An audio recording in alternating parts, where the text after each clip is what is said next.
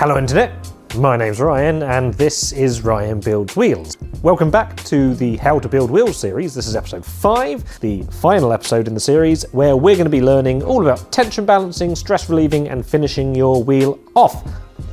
Ooh.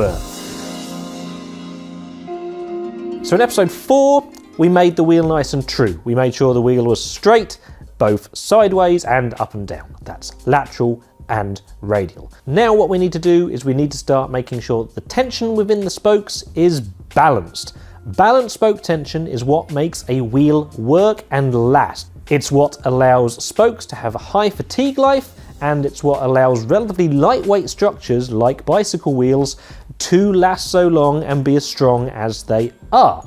I'll go through the physics underpinning how a wheel works in a future video because I think it's pretty interesting, but for now, what you really need to know is, aside from making sure a wheel is true, the true job of a wheel builder is trying to make the spokes last as long as possible, and that's what's going to allow you to become a better wheel builder over time. As also mentioned, wheel building at this stage is an iterative process. And what I mean by that is that you're going to be tension balancing, stress relieving, making the wheel true again, combining those things together, and then going back around and around in that circle until you get to a point where the wheel stands. We'll talk about the wheel standing later, but until it does so, the wheel's not finished. So remember, if you need to go back to step 4 and come back to step 5, do so. There's nothing wrong with it. Grab a cup of tea, put on your favourite album, you're going to have a great time. What is my favourite album? Well, actually, what with recent ADHD diagnoses, the best album I often find is Shitwife by Big Lad, because it makes the same noises that my brain does. It's got glitchy horror in it all over. Big Lad, check him out. So, in Ryan Builds Wheels tradition, what tools are you going to need for the task ahead of us? Well, you're going to need your truing stand. You're going to need the tools you used to true your wheel previously, so a nipple wrench, and if required, a bladed spoke holder should your spokes be bladed, a tensionometer of some sort, and the spoke tension meter calibration charts for you to know what the hell you're looking at. Finally, I'll talk you through a little bit of weatherproofing at the end. This is just a low strength wicking grade thread locker. Loctite do something similar. Can't remember the number, use Google. Before we begin, I've previously said that the Park Tool TM1 is an excellent tensionometer for the beginner. Now, if you don't have a tensionometer, that is okay, but what I need you to understand to start with is that spoke tension is key and that some spoke tension balancing is better than none. You've got a couple of really quick shortcuts to allow you to start experimenting with that to begin with, and the first is really simple, in that you could just be using feel to try getting an idea of the tension in different spokes. A low tension spoke will move more than a high tension spoke. The second method is to use tensioning by tone, whereby much like a guitar string or something like that, you can pluck the spokes to gain an idea of what sort of tension they're at. A high tone means high tension and low tones mean low tensions.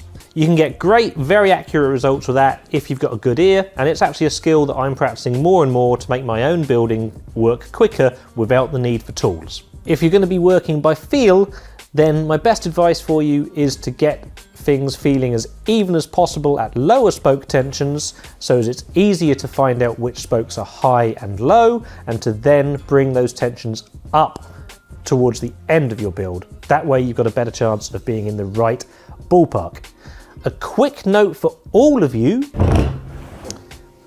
is to try not to using the feedback through the spoke key to tell you what the spoke tensions are. Very often that's going to be the friction between the rim and the nipple that you're feeling as opposed to spoke tension, and the two don't always corroborate. You might have a burr, you might have more or less lubricant on that spoke hole, so just be aware it's not always the best thing to use to give you that information.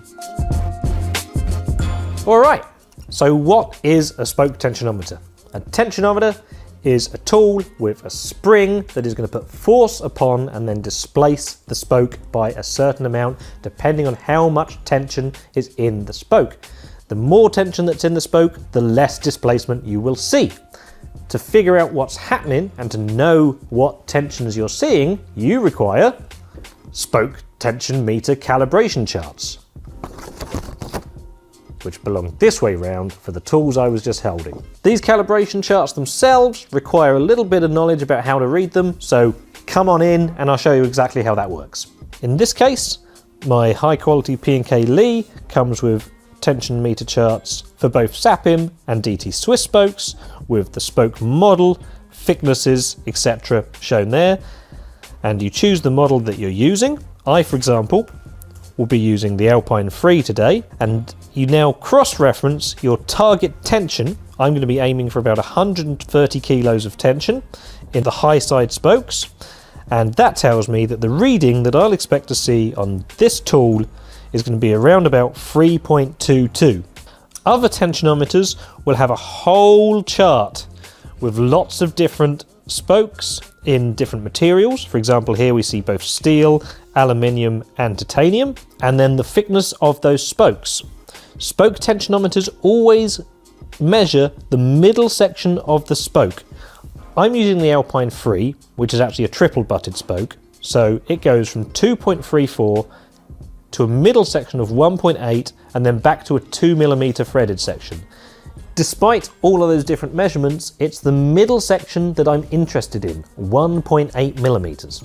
Here's my chart for 1.8mm on this tool. Here's that 130 kilos that I'll be looking for, and if I go over to the side, I find that if I'm using this tool, I'll be seeking a reading of 23. It's worth noting, we've just seen two different types of reading. The P&K tool measures deflection in actual millimeters, whereas the Park tool has its own scale from 0 to 45. Until you've cross-referenced your target tension on a calibration chart, any of those readings are meaningless. There's no such thing as asking what number should I be building my wheels to on the Park tool until you know which spokes you're measuring. But what tension to aim for, I hear you ask? Well, I've got a super easy guideline. Most modern rims will be super okay if you aim for a high side tension of 125 kilos of force per spoke. High spoke tension helps a wheel stay put in the event of it being knocked or overloaded. Don't get stuck into the trap of thinking that a high spoke tension means that a wheel is stiffer. General guidelines is that the lighter the rim and the more spokes you have, the less tension you'll likely want to have. Especially if you're working with older vintage rims, you've really got to be careful. Maybe don't even try approaching 90 to 100 kilos. Stop at that kind of 90. The wheel that I'm building is a super burly touring wheel with a super stiff rim, and so I've upped things to about 130 kilos. Take home message, look at manufacturer's specs, aim for about 125 kilos if in doubt, and happy building. My video editor told me to keep this short, so I will. This is the section when I say to you, hey, I have a Patreon account and you can join it for something about £3.50 a month. You get a host of benefits and you get to know that you help to support me do more of these videos for more people. As I've said, I take time out of my normal working day to deliver this content to as many people free of charge as I can. And I'm stoked to have you along for the ride. Go and check out the Ryan Builds Wheels Patreon and help me keep in credit with my coffee seller. Let's get into it. Your wheel's nice and true, but I've got some terrible news for you. We're going to mess with that because the technique I'm going to show you is now going to make the wheel a little out of true. I'm kind of showing you stepping stones here so as you get to understand all of the elements that go into building a wheel. The method that I want to teach you will get you to understand how and why a wheel works. The best way I can put it right now is that you know a wheel is kept true by the different tensions in each spoke. We're just trying to balance them and get them as even as possible. So I'm going to start on my high side spokes. What I mean by high side is that they're the spokes on a wheel that are likely to have the higher tension. Now in, for example, a wheel that is symmetrical, whereby each drive and non-drive side spokes have the same angle, for example, a front rim brake wheel or say a track wheel, etc., you're not going to have a high side, you're just going to have to pick one of those sides. On a rear wheel, almost every time, you'll see that it's the drive side that has the higher tension because the spokes on that side are steeper compared to the other side spokes. And the inverse is going to be true on almost every disc front wheel. If in doubt, get your wheel dished, by which I mean centered over the axle, we covered that in past episodes, and measure the spokes. You'll see which side is the high side. For me, it's the drive side of this rear disc wheel. And the first thing I'm going to do is I'm going to take a rough pass over all of these spokes on my high side. I want to find out what sort of average tension I'm seeing at the moment. I'll grab my tensionometer. We're aiming for 3.22 in the end, but let's see what we've got at the moment. 2.8, 2.7, 2.5, 2.7, and 2.75. So you can see that 2.7 is kind of an average there, with one of them being 2.8. I'd like you to go around the whole wheel to get an idea of the average. From experience, I can tell they're all going to be about there. Unless it's going to take you very close to your final tension, or it's going to take you over tension, my simplest trick here is to aim for the highest tension that you see in those averages, because it's going to get you to your final tension quicker. You're going to have to get used to your own tensionometer, but for my needs and with this spoke and with this tool, I can tell that if I add about 1/4 of a turn to that spoke, I can come back and it reads 2.8. So on my 2.5, I can tell from experience that it needed about a whole turn. I overshot it to 2.9, I back it off by a little bit, I come to 2.8, and I do this the whole way round. And this one's actually at 2.10, it's way too low. So I'm going to add a fair amount of tension. I could use feel or tone. You might hear that that second spoke had a higher pitch. I make some changes. Pitches are even. Just a quick demo for you there. So go around that entire high side of your wheel, get all of those spoke tensions around about even. Don't shoot for massively high tolerances for now. For example, if you were using the Park TM1 and you were aiming for a reading of 15, right now you're fine. Go for 14, 15, 16. We're talking about sketching it out and ballpark stuff. After you've made that initial rough pass, go back, as we've talked about in previous videos, give everything a little bit of a stress relief, and you're done. But oh no, Ryan, you say, my nice and true wheel is now all wobbly. But trust me, we're going to fix that.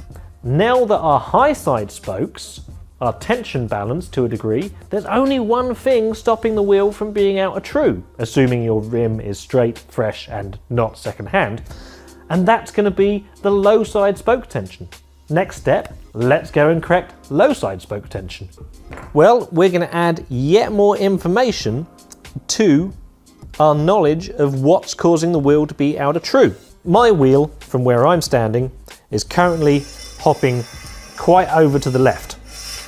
I'd expect to find a spoke that's too low in tension because I need to pull it in that direction. Let's take a look.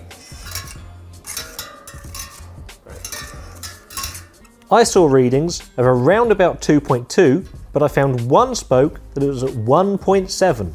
Can you guess which spoke is likely the cause of the problem? Let's change its tension until it reaches 2.2. You'll note that I go in to double check things, and lo and behold, I've got much less out of true in that area. You can now go around the rest of the wheel, finding those outliers. That was at 1.8. And you're now going to cross-reference both tension on your low side with lateral side-to-side true. Once you've found the outliers, you can now go around trying to find spokes that are next to each other or nearby that don't quite match up. Let me see if I can find a good example. One of the most common errors that you'll be finding is a spoke that is too high and a spoke that's too low next to each other. In this particular case, this spoke is showing me a measurement of 2.45, and this spoke is showing me a measurement of 1.85. I'm aiming for somewhere around 0.2 right now. Easy peasy. This spoke's low. I add a little bit of tension. This spoke's high. I subtract a little bit of tension. I give them a light stress relief. I see a reading of 2.2 and 2.1. This one goes up a little bit and now reads around about 2.2. Job's a good one. As you've likely figured out by now, what we're now doing is truing by tension. We're taking one reading and cross-referencing it with what we see on the truing stand. We're using spoke tension to guide us towards making it true. So now, remembering that you've got all of the spokes on the high side roughly balanced to where you want them to be, what I'd like you to do is go around the rest of the wheel and set all of your low side spokes to that reading that we'd just come to. Remember, I was aiming for around about 2.2, so aim to sketch the shape of the wheel out and go around, set all those spoke tensions to where you expect them to be. Here we go.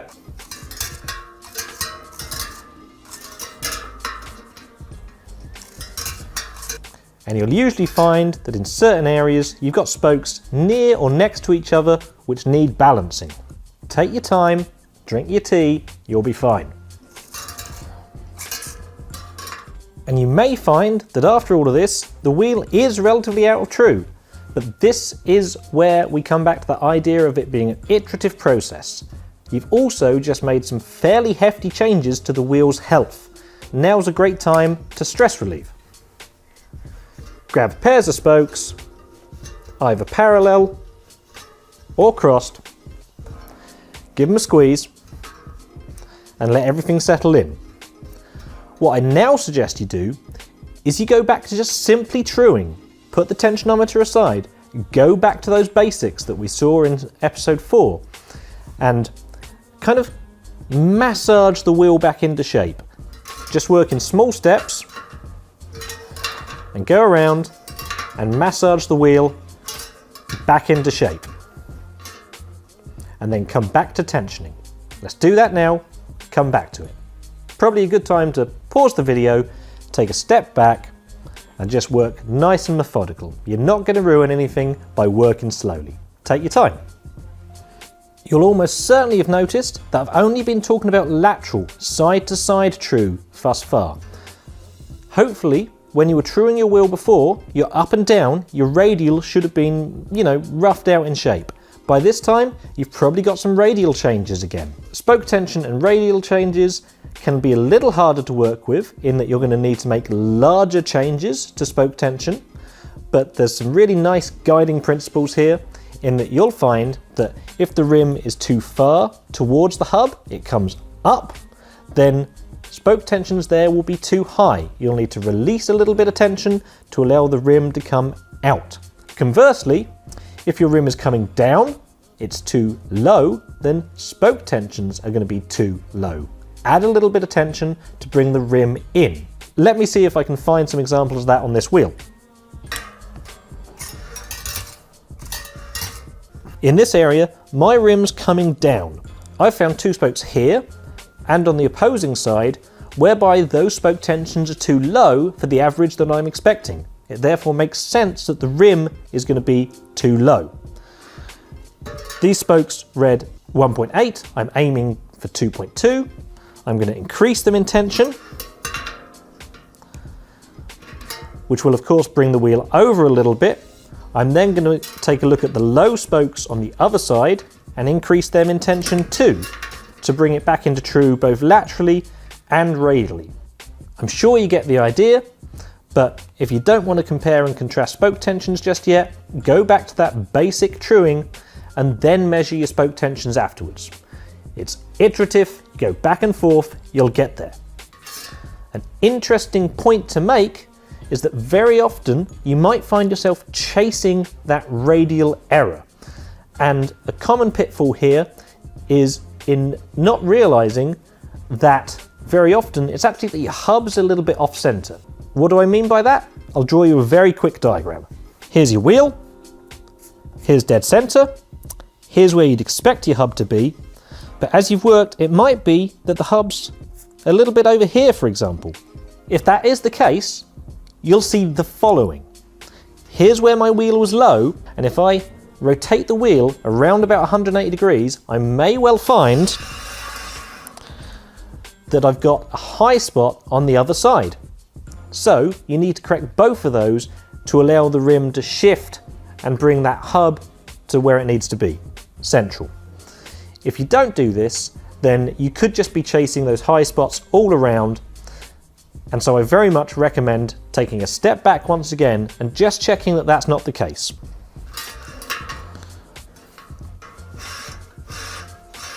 What you'll now have is a wheel that has both its tension balance and its true roughed out.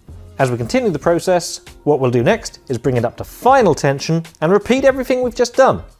Take it slow, take it steady, we're nearly finished. But before we continue, a special interlude. Jamie wanted to know what's in my special black bag, and this is a little section to say thank you very much to Jamie, who's gone above and beyond with this entire thing. Jamie can be found at Open Wide Agency, and he's a good egg. If you're in the bike industry and you need somebody to handle your marketing or any of that kind of stuff, give Open Wide a go. He's been absolutely great. So Jamie, here you are, pal. We'll crack them later on. Here's a bunch of beers for you. Thanks, mate. Cheers, Thanks. mate. Appreciate it. With that done, let's bring our wheel up to final tension. Go through that tension balancing process, if needs be, once again. Bring the whole wheel up to tension. I had my whole wheel at around about 2.8. I'm aiming for 3.2. I can take a spoke. I can figure out how much tension's needed to bring it to that final tension. Around about a whole turn is going to do my particular case scenario. You figure yours out at home. I make a slight adjustment to find out that I need about 3/4 of a turn, and I'm at final tension. I'm going to go around the whole high side and add those, remembering to overwind a little bit to accommodate for spoke twist. In this particular case, I've given it an entire turn and then I've backed it off by 1/4 of a turn.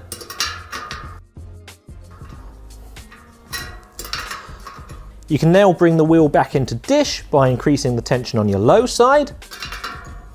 In your truing stand, figure out how much spoke tension you're going to need to add to bring it back central. In my case, about 1/2 a turn on every spoke. And those were some big changes. Remember, after big changes in a wheel, stress relief.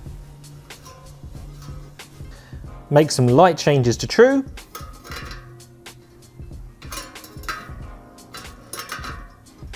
Stress relieve those sections. Drink your beer. And now we're at final tension.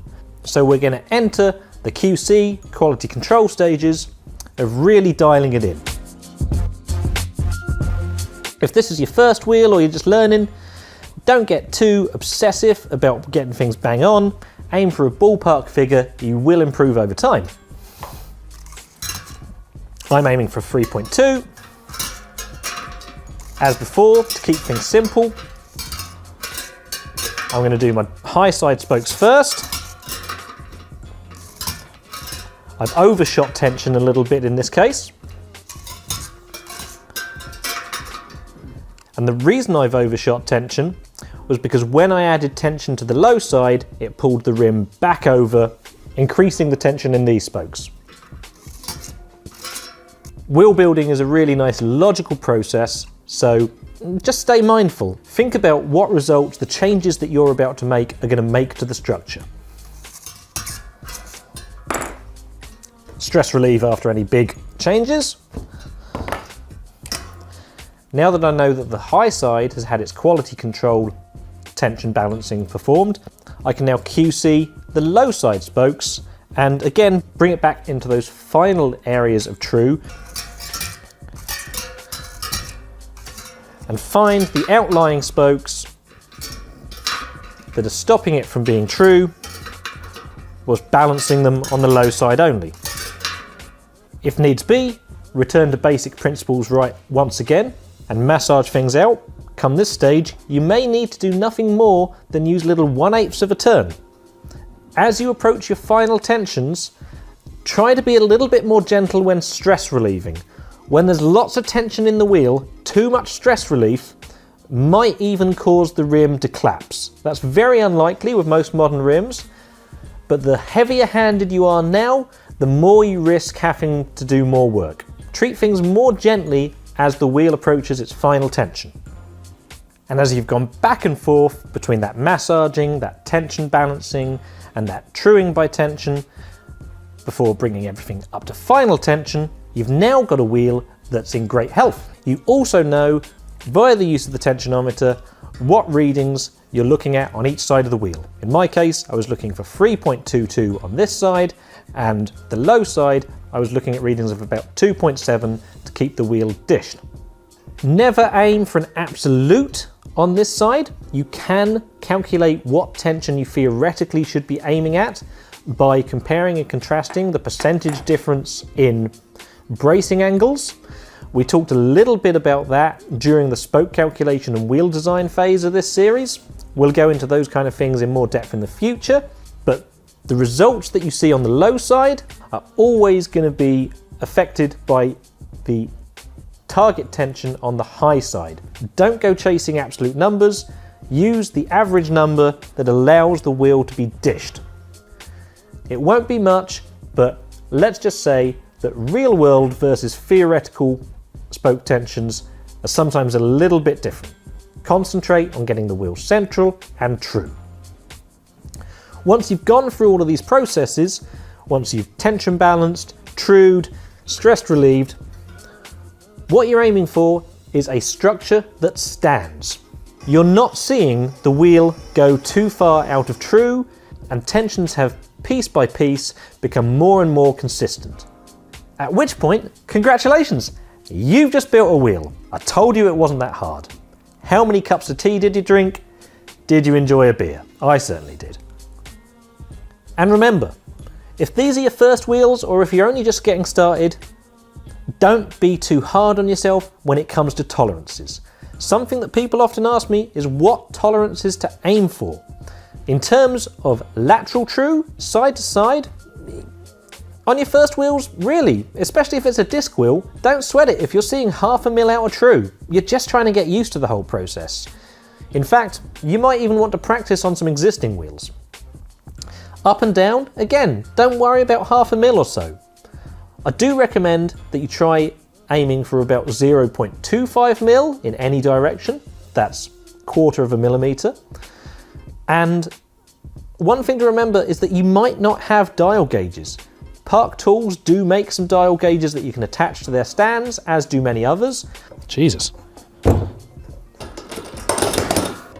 A lot of the rest of you will be seeking little gaps, daylight, in between your calipers, or areas where you can hear it just touching.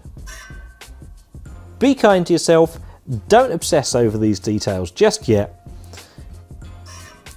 0.25 mil is around about the thickness of 2 sheets of paper. I'll check that. 3 or 4 maybe. If you need to take a step back and ask yourself, is my wheel straight enough? Just pop it on your bike and have a look. Or spin it in the stand without the calipers. Remember as well that you've probably spent several hours on your first wheel, and there's a real tendency I find in students to really start obsessing over those tiniest of gaps, and they become very easy to see once that's all you've been focusing on. Don't sweat these details just yet. Practice makes perfect. You'll definitely get there, and if your tension balance is good, if your wheel is central and it's not so far out of true that it rubs on your brakes, then I almost guarantee that if you followed this entire video series, you're going to have a great wheel. Go out and ride it! Before you give your wheel a good clean with something like isopropyl alcohol, an optional step for you is a little bit of weatherproofing. Grab some low strength wicking grade thread locker. Just the smallest drop goes a long way. And whilst this will give you the very tiniest little bit of security against the wheel taking any hits that are above and beyond what it's designed for, really the reason I suggest this is because as that Loctite wicks through the threads, meets the lubricant that you've already applied, it's then going to back up and fill the little void that exists within that nipple. What it's going to do is dry into a lightly plasticized plug, which is then going to stop water and grit ingress from getting into your threads. A quick shout out here for some useful online tools to help you improve at and further understand spoke tension balance without a professional leaning over your shoulders. Online tools like the Park Tools Wheel Tension Balance app, or the same option from spokecalc.io. Both of them allow you to input your spoke tensions, form a graph, and then receive advice or to figure out for yourself which spokes to change in order to bring the wheel into tension balance. So congratulations! You've just built your first wheel, or even your first pair of wheels. It's been an absolute honour having you along, and you should be really proud of what you've achieved. I've really enjoyed making this entire series of videos. Let's ring in the hand-built wheel revolution together. I want to see loads more people, both in the trade and in the public, building more wheels by hand, because it's great fun and always delivers a superior product. It's a great skill to have. To sign things off, classic YouTuber stuff. Hit like, hit subscribe, tell your mates. In the comments, I want to know 3 things. I want you to tell me about the wheels that you've just built and the sick fun that you're going to have on them. I want you to ask me any questions about wheel building and this entire process that you might have. And I want you to tell me about what sort of content, what topics you'd like me to cover in future videos. So, I've been Ryan Builds Wheels, you've been you, he's been Jamie over at Open Wide. The series is over, you've built a pair of wheels, it's time to take them out the stand and go ride 'em. See you next time, wheel nerds.